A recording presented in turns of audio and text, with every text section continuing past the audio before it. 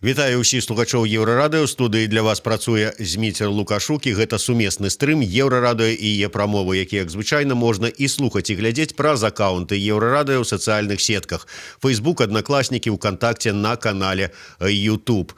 Кіраўнік Міністэрства ўнутраных спраў Украіны Арсен Авакаў заявіў, што фігуранты справы Паўла Шеремета затрыманыя, падазраваных у забойстве журналіста 5. Ветэраны вайны на Донбасе, шлюбная пара Інна і Уладзіслаў Грышчанкі, ваенная медсястра Яна Дугар, дзіцячы хірург клінікі Юлія Кузьменко і музыканты добраахвотнік Андрей Антоненко. Але далёка не ўсе ва ўкраіне паверылі ў тое, што затрыманыя сапраўдныя забойцы журналіста. Чаму ва ўкраінскім грамадстве столькі недаверу да агучанай Авакавым версіі наконт забойцаў, мы і абмяркуем зараз з экспертам Украінскага інстытута будучыні Ігорам Тышкевічам. Ігор з намі на сувязі праз скайп з Киева. Добрый день, Ігор.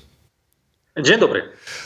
Ігор, давай пачнем з самага пачатку. Калі была агучаная гэтая версія, калі была прэс-канферэнцыя і міністр унутраных спраў Авакаў заявіў пра затрыманых і пералічыў іх, якая была асабіста твоя першая эмоцыя, наколькі быў давер, недавер, ці радасць, увогуле якія адчуванні? Ну, скажем так, эмоции были подвоены, потому что, по-перше, на жаль, у традыцыях украінскага палітыкума пра агучаныя злачынствы паведамляць, прычым агучваючы у тым ліку і асобы падазраваных, але пры гэтым вельмі мала такіх справаў даходзіць да свайго лагічнага завяршэння, маю на ўвазе рашэння суду. Таму, з аднаго боку, я быў крыху расчараваны тым, што пайшлі тым жа самым шляхам. З іншага боку, разумеючы, што паколькі справа, назовем так, резонансная, то штосьці падобнае мела з'явіцца. І сказаць, што я быў зусім здзіўлены колам падазраваных, не, таму што прынамсі пра сямейную пару добраахвотнікаў, якія ў той ці іншай меры подозраюцца у здзяйсненні або падрыхтоўцы такого злачынства, гаварылі ўжо дастаткова даўна, таму што да іх прыходзілі, то іх праводзілі обшукі, таму гэтая пара нафігуравала, пэўны час ужо была на слуху 10 месяц. Калі ж гаварыць з пункту гледжання самога бэкграунда ўсіх 5, ці магло гэта быць ці не, тут, па вялікім рахунку, у мяне здзіўлення вялікага няма, таму што як бы там не было, але і у тым ліку ветэраны АТО, яны сфігуравалі ў значнай колькасці дастаткова рэзанансных забойствах. Гэта забойства дзіцёнка, калі снайперам выступаў ветэран АТО, які у тым ліку быў узнагароджаны медалем. Гэта і сумна вядомая гісторыя лётчыца Надзеі Саўченка, якая была ледзьве не іконай, скажем, украінскага патрыятызму, і урэшце яна скончыла сваю палітычную кар'еру ў СІЗО, пасля спрабавала прайсці ў раду, не прайшла. Таму сам факт удзелу ў баявых дзеяннях гэта не з'яўляецца пэўнай гарантыяй таго, што чалавек там крыштальна чысты, белы, пухнасты. Але з іншага боку, пытанне, што гаварыць, што гэтыя людзі яны вінаватыя, таксама не выпадае, таму што, зважаючы на жаль, часта густа гэтай якасці украінскага следства і таго, як я ўжо сказаў, што справы часцяком не даводзяцца да суду, то тут таксама я б не навешваў ярлыкі, таму што гэтых людзей пакуль што падазраюць. Ці вінаватыя яны насамрэч, гэта пакажа час і пакажа у тым ліку разгляд у судзе. Тым не менш, я не кажу, што я, можа быць, бачыў увесь раскід меркаванняў в сегменце украінскага, скажем, Фейсбука ці іншых сацыяльных сетках, але тыя допісы, якія мне трапляліся на вочы, пераважная з іх большасць, 90 з нечым адсоткаў, у ім было недавер да гэтай версіі. Чаму ўсё ж такі украінскае грамадства так дастаткова скептычна паставілася да заявы Авакава, што ўсё, справа можна лічыць раскрытая? Тут ёсць некалькі чыннікаў. Першы чыннік – гэта традыцыйна нізкая легітымнасць сілавога блоку украінскай дзяржавы. Ну, апроч арміі, якая апошнім часам, скажем так, выйшла. Таму што давай паглядзім, калі падняць сацыялогію, то украінцы традыцыйна не давяраюць палітычнаму кіраўніцтву. Украінцы традыцыйна не давяраюць міністрам і гэтак далей, ну, ураду фактычна. Украінцы традыцыйна не давяраюць судам, украінцы традыцыйна не давяраюць следству. Але за кошт вайны, у часе вайны вырас давер да валанцёраў, добраахвотнікаў і, скажем так, войска. Таму, калі у гучным злачынстве падазраюцца прадстаўнікі групы, якія карыстаюцца традыцыйна высокім даверам, ну, традыцыйна за апошнія 3-4 гады карыстаюцца высокім даверам грамадства, а пры гэтым з баком абвінавачання альбо бокам, які выкарыстоўвае сілавы элемент, з'яўляюцца структуры украінскай дзяржавы, якія традыцыйна, прычым вот тут сапраўды традыцыйна апошнія год 10 не карыстаюцца даверам ад слова зусім, ну, іншай рэакцыі чакаць цяжкавата. І тут нават жалезабетонныя доказы там прыцягнення там і замежных экспертаў і так далей, ну, чым в прынцыпе спрабаваў пайсці шляхам, якім спрабавала пайсці і міністэрства ўнутраных спраў, яно таксама не дае 100% гарантыі.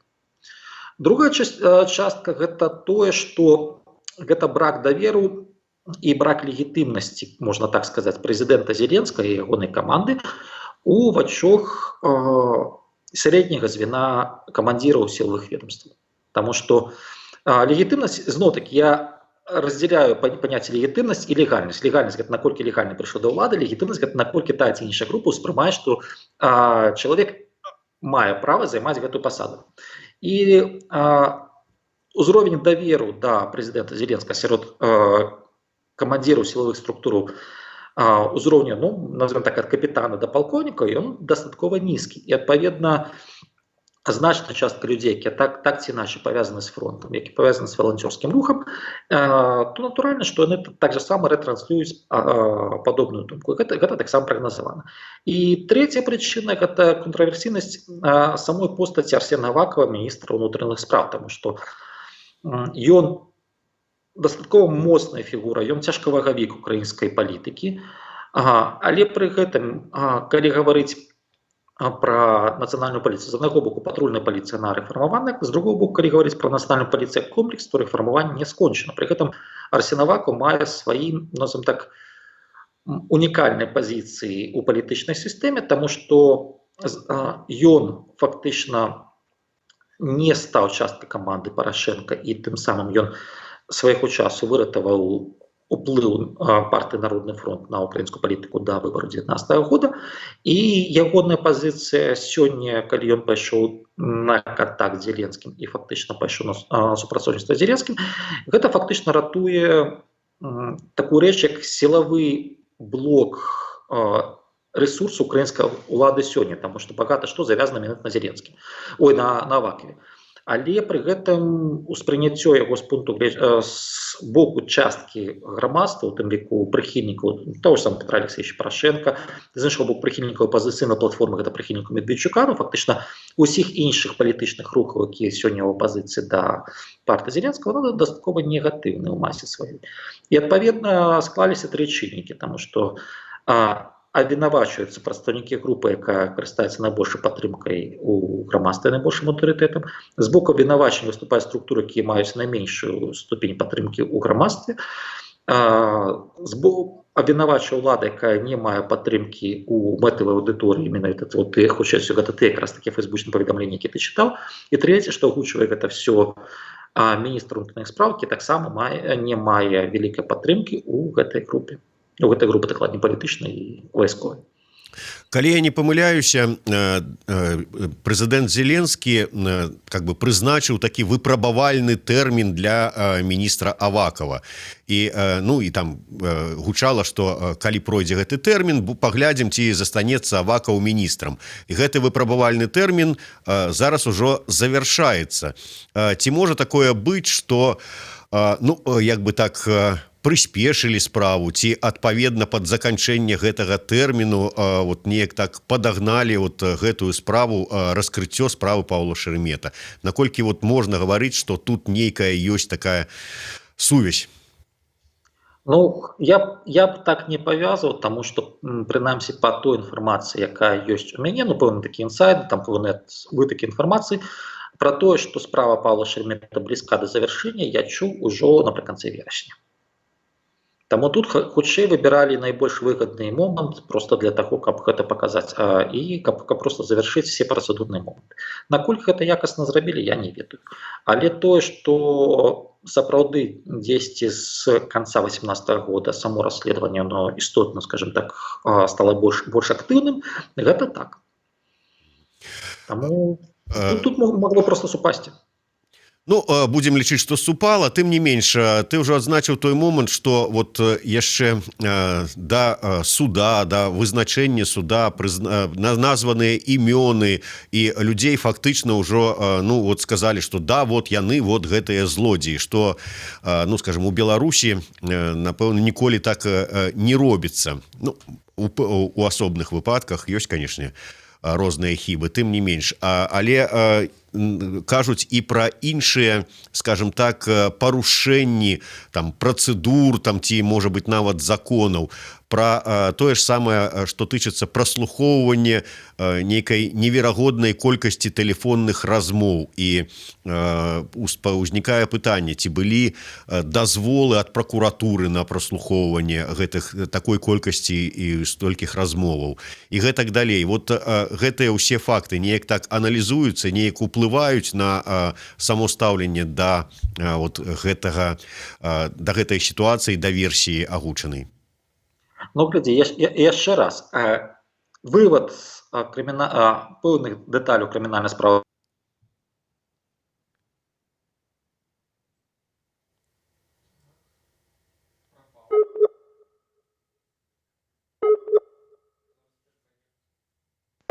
Алло. Алло, да.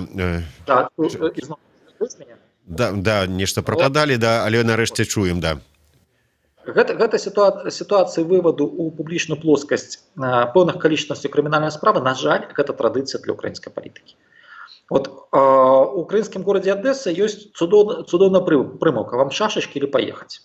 Вот на вялікі жаль, але кіраўнікі сілавых ведамстваў, у першую чаргу тых, хто праводзіць следства, яны, ну, у меня складаецца такое ўражанне, што яны кіруюцца менавіта з пазіцыі шашачак. Гэта азначае сказаць, але паехаць да суда ізноў-такі вельмі часта не даходзіць. І гэта традыцыя хібная, і гэта традыцыя можа стаць прычынай, чаму у судзе справа можа разваліцца па фармальных прызнаках. Проста з-за таго, што працэсуальна яна не так аформлена, працэсуальна не так праведзены дзеянні. Калі гэта здарыцца, гэта будзе адной з прычынаў магчымай палітычнай крызы ўнутры ўкраіны, таму што справа сапраўды рэзанансная.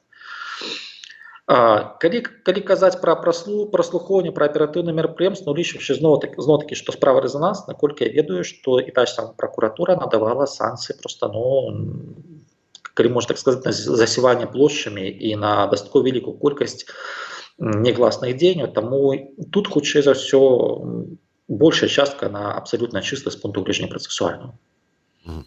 Тым не менш, калі дойдзе, ну, да суда справа дайшла, разгляд у справе ёсць, і вот я чытаю інфармацыю пра тое, што ёсць пэўны доказ вот чалавека, ну, і доказы гэтыя разбіваюцца ў судзе, і абвінавачаныя сваю віну не прызналі. Уявім сабе сітуацыю, што справа, ну, разваліцца, як ты сказаў, у судзе, палітычная крыза, вот да чаго гэта можа прывесці ўвогуле?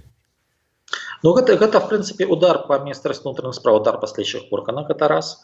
Другое, гэта рикошет па уладзе, прычым ізноў-такі па успрыняццю легітымнасці ўлады ў вачах, у першую чаргу, сілавікоў. І другая частка, гэта грамадская актыўная частка насельніцтва. Натуральна, што гэта могуць быць пратэсты, натуральна, што у такім разе, ну, элементарна улада, якая сёння фактычна не мае, у адрозненне ад Беларусі, ад іншых дзяржаў, украінская ўлада не мае ключавого параметра, гэта манаполія на гвалт, манаполія на насілле, кажучы расійскай мовай, то яна страціць яго канчаткова, яна згубіць яго. І гэта прычына проста сістэмнай, можа стаць прычынай сістэмнай крызы менавіта ўсёй уладнай піраміды. Гэта вельмі кепска. Наколькі ўсё ж таки можа прысутнічаць нейкі палітычны складнік у гэтай версіі і у тым, хто заяўлены вінаватым і злачынцам. Наколькі вот все ж таки мы глядзім за сітуацыяй ва ўкраіне, ёсць пытанні да добраахвотнікаў ва ўлады, ёсць пытанні да атошнікаў, гэта зразумела. Вот ці ёсць все ж таки палітычны нейкі складнік? Магчыма гэта ці не? Я б не казаў, што гэта такі менавіта мэтаскіраваная палітычная атака, таму што, на жаль, сапраўды, калі ў цябе ёсць вялікая колькасць ветэранаў і калі ў цябе адсутнічае сістэма працы з імі, проста няма такой рэчы, як няма ярлыка, што ветэран гэта патэнцыйны злачынца. Па вялікім рахунку можна такую ж самую статыстыку праводзіць і да праграмістаў, да кіроўцаў таксовак і так далей. Пытанне ў іншым, што так ёсць пэўная група рызыку, і так ёсць пэўная група рызыку, якая дастаткова рэзка ўспрымае тое, што праходзіць вакол.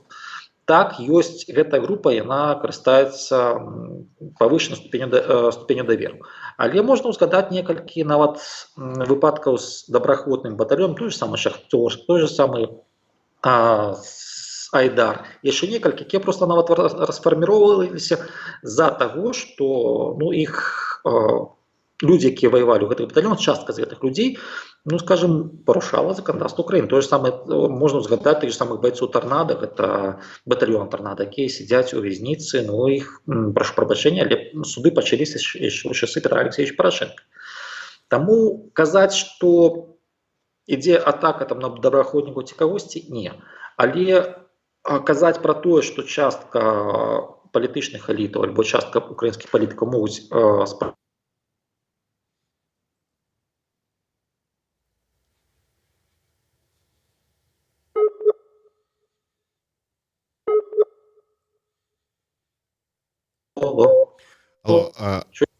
Да, вот ізноў з'явілася, спынілася на словах, але казаць, што частка палітычнай эліты? Так, але казаць, частка палітычнай эліты можа спрабаваць выкарыстаць менавіта тэзу пра небяспеку ветэранаў АТО менавіта для таго, каб набраць пэўна свае дадатковыя балы. Але гэта пакуль што не ёсць дзяржаўная палітыка, гэта проста ізноў такія моманты рызыку, якія могуць разглядаць агульнапалітычную сітуацыю ў краіне. Насуперак ад украінскай часткі, украінскага сегменту таго сацыяльных сетак, якія я чытаў, беларускі сегмент у пераважнай большасці узрадаваўся агучаным версіі Авакова, узрадаваўся, што справа нібыта ўжо можна лічыць раскрытая. Праўда, апошнім часам ужо з'яўляюцца допісы таксама такія сумнеўныя і крытычныя. Ты ўсё ж такі беларусы, ведаеш беларускае грамадства добрае, беларускую сітуацыю добра. Чаму, на твой погляд, так адрозніваецца стаўленне да ўсёй гэтай сітуацыі з украінскага і з беларускага боку? Давай так, першае, калі беларуса пакрыўдзілі, куды надзе праваахоўны орган. Он можа клясці, што называецца, ў размовах на кухні, але сама праваахоўная сістэма, сама сістэма абароны правоў праз суды альбо праз следчыя органы, яна той ці іншай меры, прынамсі, на больш легітымная ў вачах насельніцтва, чым у краіне. Пэўная ступень даверу ёсць. Раз. І калі другое, гэта адрозненне ад украінцаў, ўсё ж такі не дарма беларусы называюць немцамі ўсходняй Еўропы. Гэта павага да сістэмы. Калі прадстаўнік сістэмы, скажем так, які займае пасаду міністра, гаворыць, што гэта так, то прынамсі гэтаму варта давяраць да таго моманту, пакуль не будзе даведзена іншым.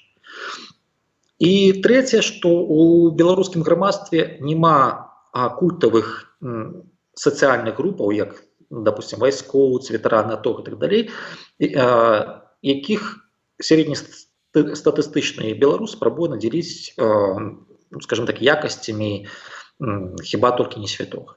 Адпаведна, паколькі гэтых чыннікаў няма, то і большы давер да ўладнай сістэмы, то натуральна, што сярэднестатыстычны беларус больш будзе верыць Авакаву, чым запісам Фейсбуку. Гэта натуральна. Параўноўваюць гэтую справу, такая гучная справа, рэзанансная, і нашу мінскую справу выбухаў метро. Я маю на ўвазе не тое, што тут метро, тут чалавек, але вот як такі вот недавер все ж таки, да, як у беларускага боку быў тут да таго, каго прызналі вінаватымі, і зараз яшчэ шмат спрэчак на гэты конт, так і ва ўкраінскім боку тут вот все ж таки ёсць нейкія, на твой погляд, падабенствы ці няма? Ну, па-першае, Беларусі гэты недавер ён сярод часткі элітаў, і ён не стаў, назовем так, тэмай нумар адзін, ён не стаў мейнстрымам сярод грамадства. Таму што калі запытаць людзей на вуліцы, ці верыце, ці вы не верыце, ну, больш частка альбо будзе вагацца, альбо скажа, ну, окей, веру. І, на жаль, меншасць скажа, што не давяраю, патрэбны дадатковы доказ. В Украіне сітуацыя крышку іншая, таму што колькасць тых, хто не давярае, яна будзе у любым разе дастаткова вялікая, нават калі суд прызнае всіх пяцёх і там і далей вінаватымі. І гэта не з-за таго, як разглядались доказы в суде, а гэта проста адлюстраванне палітычных працэсаў. Таму што, умоўна кажучы, сярэднестатыстычны прыхільнік Петра Алексеевича Порошенка ніколі не прызнае, прынамсі ў бліжэйшыя там пару год, што от рашэнне суда па гучнай справе яно вернае, калі гэты суд ужо прайшоў пры ўладзе Зеленскага. Ну, сорі. Такая рэчаіснасць у краіне. Ось, таму і там будзе нават пасля судовага працэсу, пасля яго завяршэння умовах. Толькі в Украіне гэта колькасць будзе большая, яна будзе больш грамадская і палітычна актыўная. Ну і на заканчэнне, ўсё ж таки тут задаюць шмат пытанняў следству, ну, тут же экспертаў заўсёды шмат, як і ў украінскім грамадстве, так і ў беларускім, пачынаюць сумнявацца і задаваць, вот мне незразумела гэта, мне незразумела гэта, пералічваць усё не буду, але вот асабіста для мяне ўсё ж таки ёсць такое вот асноўнае незразумелае, чаму гэтыя людзі абралі вот ахвярай сваёй Шарамета, якая мэта у іх была для забойства Шарамета. Ну і самае галоўнае, напэўна, калі Шарамет нерэгулярна карыстаўся гэтай машынай, якая, як вядома, належала іншаму чалавеку, як можна было вылічыць, што ён менавіта ў гэты дзень, у гэты час будзе на гэтай машыне? Вот ёсць адказ? Па-першае, калі казаць, скажем так, я не буду капацца ў матывацыях, таму што гэта справа следства, але калі нават успрымаць за праўду ідэю разгойдвання сітуацыі праз забойства журналіста, то прашу прабачэння, гэтай машынай карысталася альбо Лена Ператула, уладальнік «Украінскай правды», альбо Павел Шеремет. І ў адным і ў другім выпадку забойства, скажем так, журналіста такого маштабу, гэта ўжо скандал. Причем, улічваючи українську ситуацію, ну, я нават не могу сказать, які з варіантів мог би бути більш резонансним. Тому що я хочу нагадати, що акції «Україна без Кучми» не пішли після забойства журналіста знову-таки «Української правди» Георгія Конградзе. Я думаю, ти з білорусів, хто пам'ятає початок нульових, і не пам'ятають гэты падзеі, які, ну, в принципе, гэта было дастаткова моцна супрацьстаянне ў цэнтры Кіева. Вот, таму як адзін кіроўца, так і другі патэнцыйны кіроўца аўтамабіля, абодва яны, ну, калі быць да канца цынічным, абодва яны падыходзяць на роль ахвяры. Інші, скажем так, варыянты, хто, як, ну, прашу прабачэння, гэта ўжо пытанне да следства і матывацыя ўсяго іншага. Я вельмі спадзяюся, што следствам, калі Аваков ўжо выйшаў менавіта на брыфінг, я вельмі спадзяюся, што у следства ёсць неабходная база доказаў, якая аформлена добра працэсуальна, таму што найгоршы варыянт гэта калі справа рассыпецца ў суде менавіта з-за працэсуальных памылак.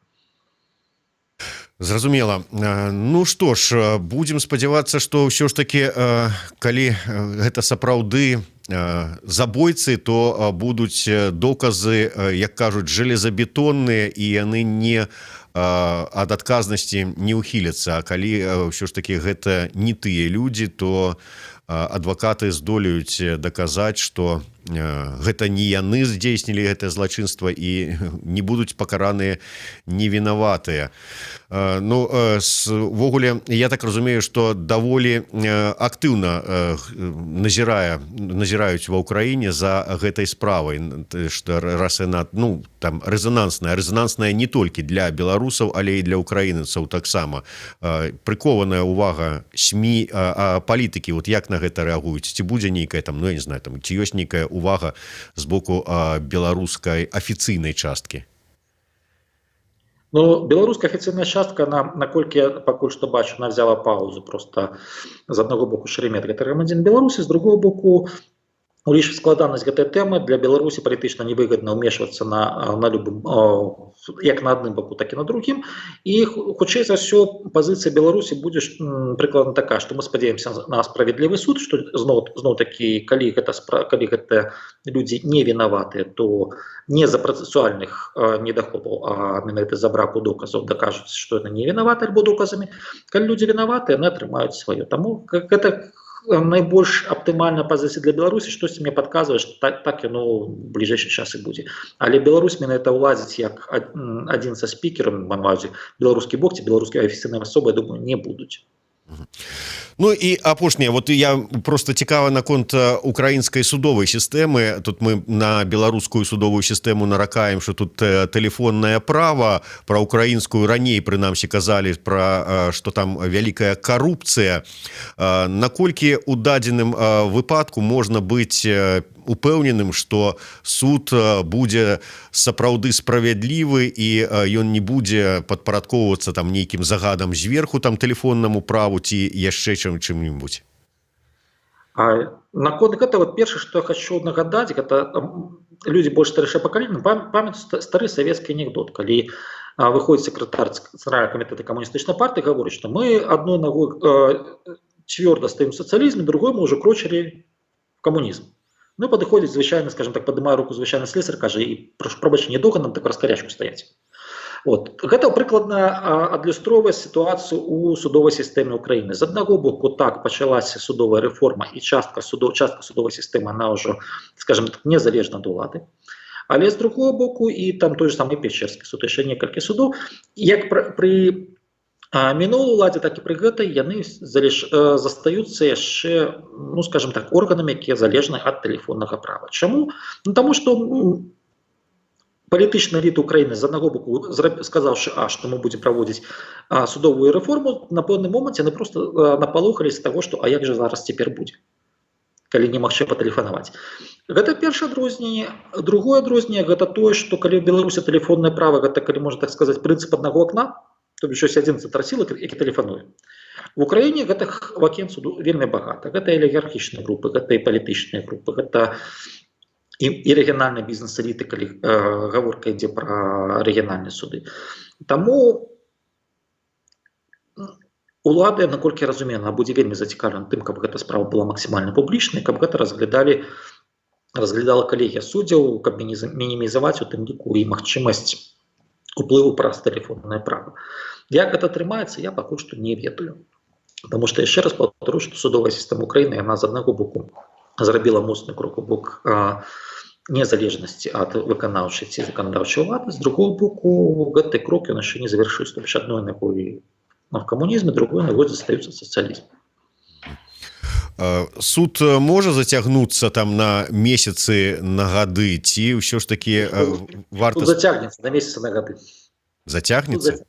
Так, таму што улічваючы, які крымінальна-працэсуальны кодекс ёсць в Украіне, а ён пісаўся яшчэ пры Януковічы, пры гэтым ён адзін з самых, скажем так, ліберальных. Чаму? Таму што ён быў разлічаны зноў-такі на тэлефоннае права на той момант.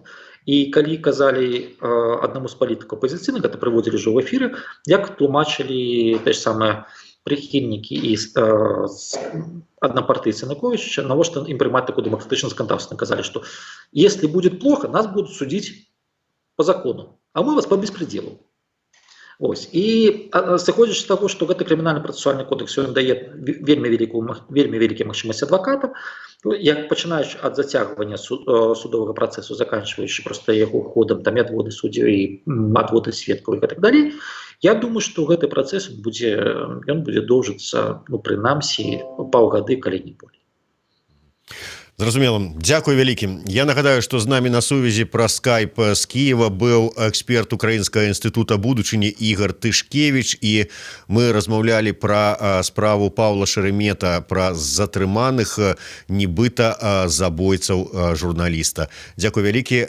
З вами працаваў у студыі Зміцер Лукашук. Слухайце і глядзіце нас.